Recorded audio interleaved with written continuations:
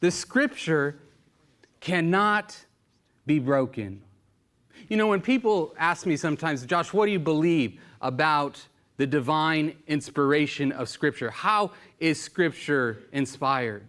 You know, one thing I like to lead with is not exhaust the thoughts, but one thing I like to lead with is, well, I believe whatever Jesus believed about the Scriptures.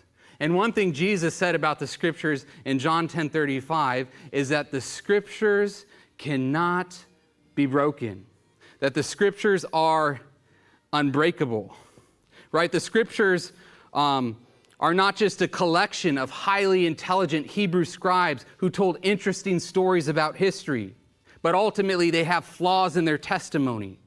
No, the Scriptures are not just some height of human wisdom with some beautiful poetry and some beautiful proverbs. No, rather, Jesus affirmed that all of the Scriptures are unbreakable or undestroyable, or the Amplified says they cannot be undone, they cannot be annulled, they cannot be broken.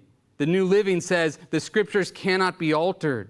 This is why Jesus says in his Sermon on the Mount in Matthew chapter 5, he says, not one jot nor one tittle will pass away until all was fulfilled. You know what a jot was in the Hebrew mind? It was the smallest Hebrew letter, the yod. It just kind of almost looks like an apostrophe in the English language.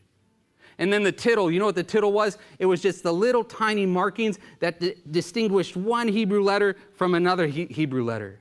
And Jesus is saying, not the smallest markings within the Hebrew Bible, not even one of those smallest markings could pass away until all of it was fulfilled. I would say that Jesus had a really high view of Scripture. How about you?